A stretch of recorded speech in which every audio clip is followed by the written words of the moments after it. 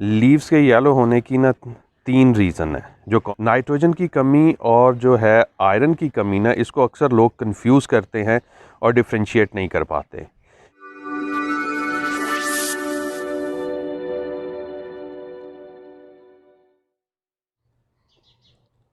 अस्सलाम वालेकुम जी, मैं उम्मीद करता हूँ आप लोग खैरियत से होंगे।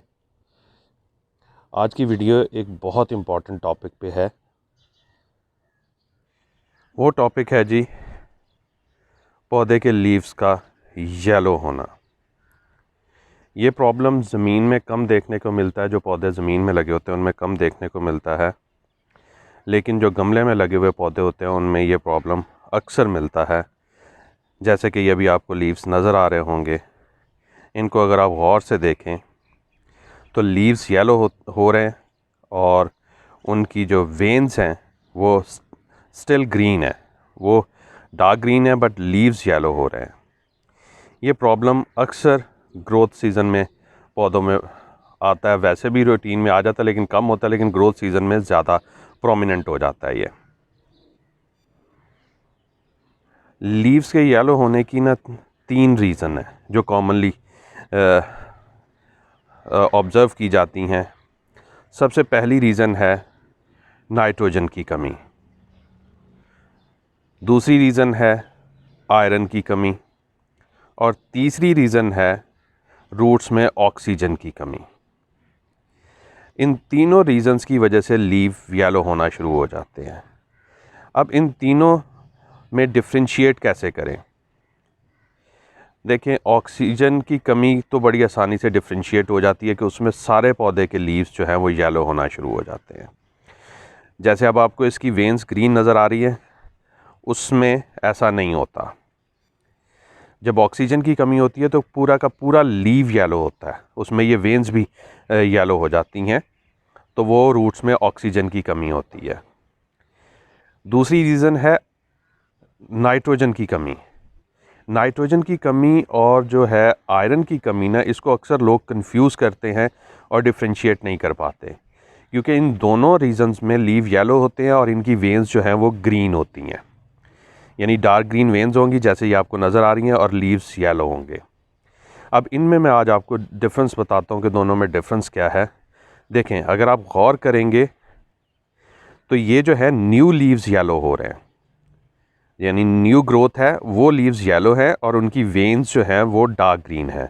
बट अगर आप ओल्डर लीव्स की तरफ जाएं, जैसे कि ये आपको नज़र आ रहे होंगे, ये ओल्डर लीव्स येलो नहीं है, ओल्डर लीव्स डार्क ग्रीन है। ठीक है, तो ये जो वजह है ये है आयरन की कमी। अगर ये ओल्डर लीव्स येलो हो, जैसे आपको ये न्यू लीव्स नज़र आ रहे हैं कि न्यू लीव्स येलो हैं और उनकी वेन्स ग्रीन है, अगर यही सिम्टम्स जो हैं ओल्डर लीव्स में प्रोमिनेंट हो, मतलब ओल्डर लीव्स येलो हो और उनकी वेन्स ग्रीन हो, तो वो नाइट्रोजन की कमी होती है। तो ये आपको समझ आ गई होगी कि दोनों में फ़र्क क्या है। न्यू लीव्स अगर येलो हो रहे हैं और वेन्स ग्रीन है तो आयरन की कमी है, ओल्डर लीव्स अगर येलो हो रहे हैं और वेन्स ग्रीन है तो नाइट्रोजन की कमी है। तो आज हम ना तो नाइट्रोजन की कमी पे ज़्यादा बात करेंगे और ना ही ऑक्सीजन पे। आज हमारा मेन टॉपिक है आयरन की डेफिशिएंसी क्यों होती है और इससे हम कैसे रिकवर कर सकते हैं अपने प्लांट्स को। आयरन जो है वो ज़मीन में तो बहुत रेयर चांसेस हैं कि अगर ज़मीन में लगे हुए हैं आपके पौधे तो आयरन की डेफिशिएंसी हो, क्योंकि ज़मीन में सरप्लस क्वांटिटी में आयरन अवेलेबल होता है। ज़मीन में एक ही सूरत में आयरन जो है वो पौधे को मिलना रुकता है, वो है कि आयरन ज़मीन में फ़िक्स हो जाए। वो किस तरह होता है? या तो ज़मीन की पीएच लेवल हाई हो जाए, या पीएच लेवल बहुत कम हो जाए, या फिर आपकी ज़मीन जो है दूसरा क्या कहते हैं उसमें सल्फ़र नहीं फास्फोरस की क्वांटिटी बढ़ जाए, या उसके साथ मैग्नीज़ की क्वांटिटी बढ़ जाए, या साथ जिंक एक्स्ट्रा क्वांटिटी इंक्रीज़ हो जाए। तो ऐसी सूरत में जो है वो आयरन फिक्स हो जाता है ज़मीन में और वो पौधे को नहीं मिल पाता। तो ये रीज़न होगी कि ज़मीन में क्यों होता है। लेकिन जब आप पॉट्स में लगा रहे हो तो पॉट्स में क्योंकि सॉइल बहुत कम क्वांटिटी में होती है, तो इसलिए वहाँ पे पौधा अपने आयरन कंज्यूम कर लेता है, तो वो आयरन डेफिशिएंसी हो जाती है। अब जहन में ये आता है कि अगर आयरन डेफिशिएंसी है तो पुराने लीव्स में क्यों नहीं हो रही, न्यू लीव्स में क्यों हो रही है?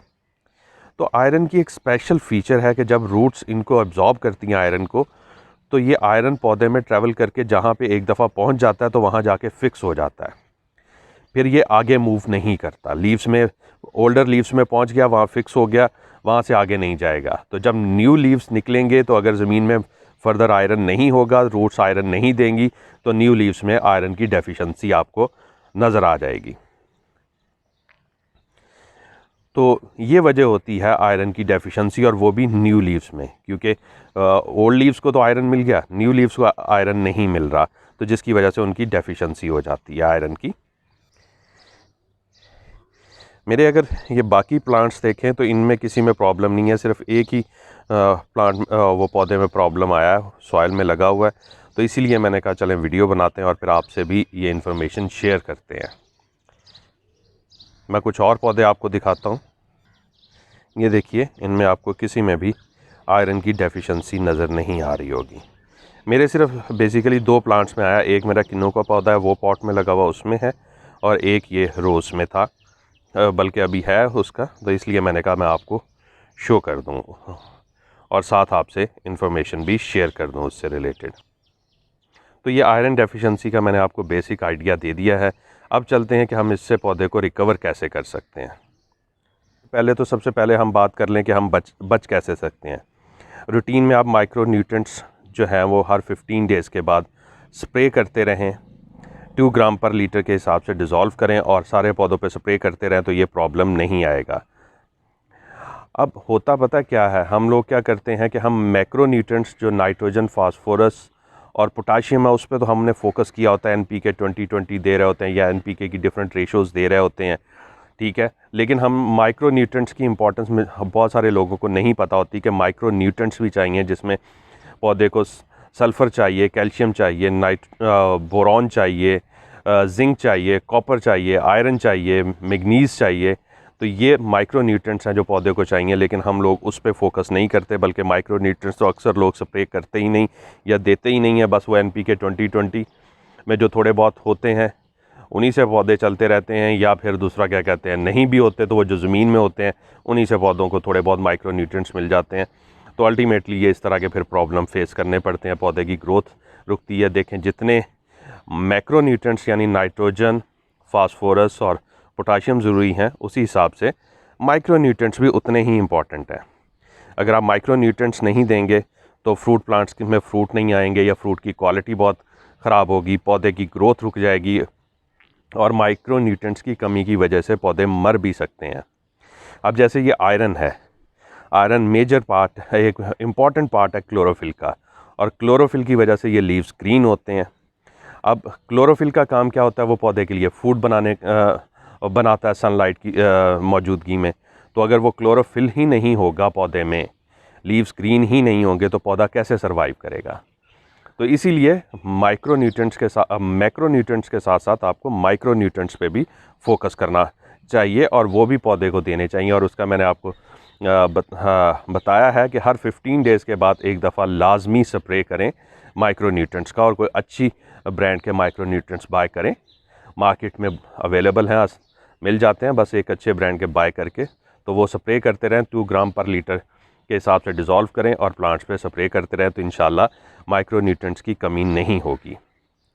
क्योंकि माइक्रो न्यूट्रिएंट्स को माइक्रो न्यूट्रिएंट्स कहते हैं इसलिए, चाहिए ज़रूर पौधे को लेकिन कम क्वांटिटी में, और मैक्रो न्यूट्रिएंट्स मेन फूड होते हैं, वो तो ज़्यादा क्वांटिटी में चाहिए, इसलिए वो हमें रेगुलर देने चाहिए और कम इंटरवल्स के बाद रिपीट करना चाहिए।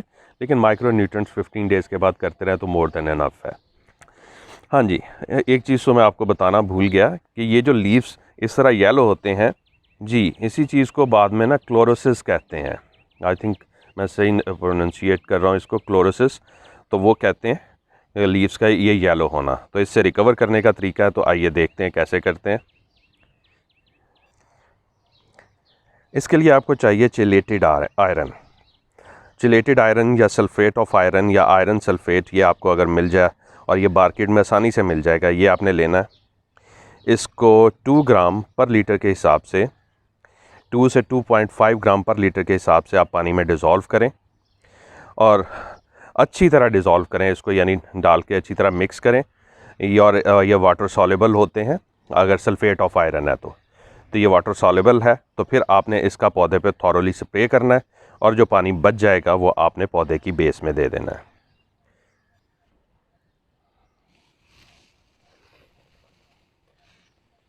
ये देखिए मैं स्प्रे कर रहा हूँ, इस तरह आपने स्प्रे कर देना पौधे के ऊपर अच्छी तरह से। सब लीफ को आपने गीला करना है, मतलब सब तक स्प्रे पहुँचना चाहिए। ये देखिए जी, मेरे ऑरेंज के प्लांट को भी ये मसला आ रहा था, लेकिन मैंने इन पे अब स्प्रे कर दिया है। और स्प्रे अच्छी तरह करना है कि सारे लीफ वेट हो जाए।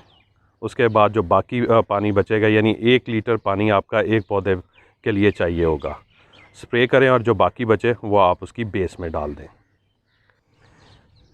ये देखिए जी, जो 1 लीटर में से पानी बाकी बचा था वो मैंने इस तरह इसकी बेस में डाल दिया। और ये पानी अगर आप देखेंगे तो ये येलोइश कलर का था पानी, आयरन डिज़ोल्व होने की वजह से। अच्छा, यहाँ पे मैं जाते जाते आपको कुछ मिथ्स भी बता दूँ। वो ये है कि जनाब आप ऐसा करें कि जी कील ले लें, कील में जो है उनको जंग लगा होना चाहिए, उसको पानी में रख दें दूसरा 24 घंटे के लिए, और फिर जो पानी निकले उसको मिक्स करके दें। जी वो भी सोर्स ऑफ आयरन है, लेकिन वो स्लो रिलीज़ है। आपको जब प्रॉब्लम आ जाता है पौधे में तो फिर आपको चिलेटेड फॉर्म में जो इमीडिएटली अवेलेबल फूड होगी वो चाहिए होगी, उसे चिलेटेड फूड कहते हैं, तो वो चाहिए होगी और उससे पौधा जल्दी रिकवर करेगा। तो मेरी हमेशा कोशिश यही होती है कि प्रॉपर जो अवेलेबल चीज़ें हैं, फर्टिलाइज़र्स हैं, उनको यूज़ किया जाए बजाय इसके कि टोटके किए जाए। क्योंकि जब पौधा बीमार है तो स्पेशली गर्मियों में ये मसला हो रहा है, तो ऐसी सूरत में हम पौधे को ज़्यादा देर के लिए बीमार नहीं छोड़ सकते। और ये वैसे प्रॉब्लम भी तभी स्टार्ट होता है ये पौधे में, स्पेशली आयरन डेफिशिएंसी के सिम्टम्स तब आते हैं जब पौधा ग्रो कर रहा होता है। और जैसे ही बहार शुरू होती है और उससे पौधे की ग्रोथ शुरू होती है तो उसी वक्त ये प्रॉब्लम स्टार्ट हो जाते हैं। यानी एंड ऑफ मार्च अप्रैल में आपको ये सिम्टम्स अगर डेफिशिएंसी हुई तो नज़र आना शुरू हो जाएंगे पौधे पे। तो चलिए, मैं उम्मीद करता हूँ आपको ये समझ आ गई होगी। इंशाल्लाह बहुत जल्द समर केयर से रिलेटेड, यानी रोज़ेस की समर में कैसे केयर करनी है उससे रिलेटेड मैं वीडियो लेके हाज़िर होऊंगा। तब तक मुझे इजाज़त दीजिए, दुआओं में याद रखिएगा। अल्लाह हाफ़िज़।